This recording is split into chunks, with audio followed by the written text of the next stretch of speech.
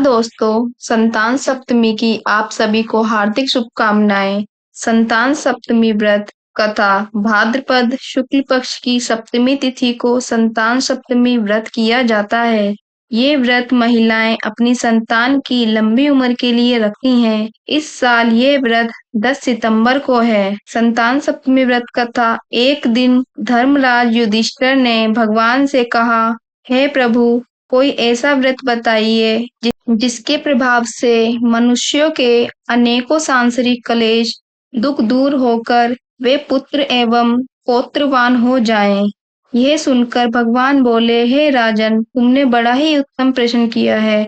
मैं तुमको एक पौराणिक इतिहास सुनाता हूँ, ध्यान पूर्वक सुनो।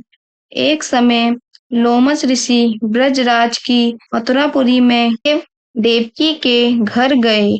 ऋषि राज को आया हुआ देख करके दोनों बहुत खुश हुए तथा उनको उत्तम आसन पर बैठाकर उनका अनेक प्रकार से वंदन और सत्कार किया। मुनि के चरणोदक से अपने घर और शरीर को पवित्र किया।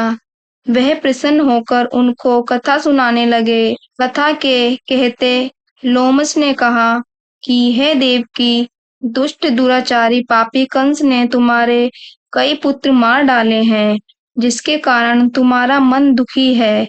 इसी प्रकार राजा नहुष की पत्नी चंद्रमुखी भी दुखी रहा करती थी, लेकिन उसने संतान सप्तमी का व्रत विधि विधान से किया। ये सुनकर देवकी ने हाथ जोड़कर मुनि से कहा, हे ऋषिराज, कृपा करके रानी चंद्रमुखी का वृत्तांत और इस व्रत का विस्तार सहित मुझे बतलाइए, मैं भी इस दुख से छुटकारा पाऊं। लोमश ऋषि ने कहा, हे देवकी, अयोध्या के राजा नाहुस थे। उनकी पत्नी चंद्रमुखी बहुत सुंदर थी। उनके नगर में विष्णुगुप्त नाम का एक ब्राह्मण रहता था। उसकी पत्नी का नाम भद्रमुखी था। वह भी बहुत सुंदर थी। रानी और ब्राह्मणी में बहुत प्रेम था। एक दिन वो दोनों सरयू नदी स्नान करने के लिए गई। वहां उन्होंने देखा कि बहुत सी महिलाएं सरयू नदी में स्नान करके निर्मल वस्त्र पहनकर मंडप के नीचे शंकर पार्वती की पूजा कर रही थी।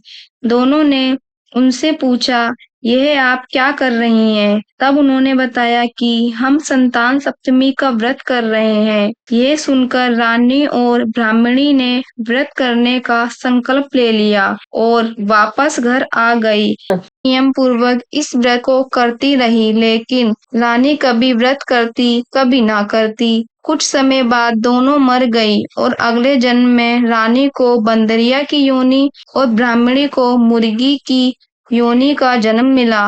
ब्राह्मणी मुर्गी योनि में शंकर पार्वती का व्रत करती रही, लेकिन रानी सब कुछ भूल गई। थोड़े समय बाद दोनों ने देह त्याग दी। अब तीसरे जन्म में मनुष्य की योनि मिली। ब्राह्मणी ने ब्राह्मण के घर कन्या का जन्म लिया और नाम भूषण देवी रखा गया और उसका विवाह गोकुल के ब्राह्मण अग्निशील से किया। भूषण देवी इतनी सुंदर थी कि कोई ज्वेलरी पहने बिना भी सुंदर लगती थी। कामदेव की पत्नी भी उसके आगे लजाती थी। उसके 8 पुत्र हुए। यह सब शिवजी के व्रत का पुनीत फल था। दूसरी ओर शिवजी की पूजा से विमुख रानी के कोई पुत्र नहीं था। वह निसंतान एवं दुखी रहने लगी। ब्राह्मणी में जो प्यार पहले था वह अब भी बना हुआ था। रानी जब वृद्ध अवस्था में थी तो उसके गूंगा बहरा अल्प आयु वाला बेटा हुआ और कुछ समय बाद वह मर गया। अब तो रानी दुखी बहुत रहने लगी। अब रानी के मन में ब्राह्मणी के बच्चे देखकर ईर्ष्या होने लगी। ब्राह्मणी ने रानी का संताप दूर करने के लिए अपने 8 पुत्रों को रानी के पास छोड़ दिया। रानी के पाप के वशीभूत होकर उसने ब्राह्मणी के बेटों को जहर खिला दिया, लेकिन बालकों को कुछ ना हुआ। ये देखकर रानी ने इसका रहस्य जानना चाहा। रानी ने ब्राह्मणी को सारी बात बताई। रानी के ऐसे वचन सुनकर ब्राह्मणी ने कहा, सुनो, तुमको 3 जन्म का हाल कहती हूँ, ध्यान से सुनना। तब ब्राह्मणी ने रानी को चंद्रमुखी और भद्रमुखी से लेकर बंदरिया और मुर्गी तक की कहानी सुनाई और कहा कि मुझे लगता है कि तुम्हारे ऊपर जो भारी संकट है वो उसका कारण भगवान की पूजा से विमुख होना है। अगर तुमको संतान सप्तमी का व्रत विधि पूर्वक करोगी तो तुम्हारा संकट दूर हो जाएगा। भूषण देवी के मुख से ये बात सुनकर रानी को सभी याद आ गया और पश्चाताप करने लगी। उसने ब्राह्मणी के पैरों पर गिरकर क्षमा मांगी और उस दिन से रानी ने नियम पूर्वक व्रत किया। इस व्रत के प्रभाव से रानी को संतान सुख मिला। तब भगवान ने कहा, हे देवकी, मैं तुझसे भी कहता हूँ कि तुम भी इस पुनित व्रत को करो।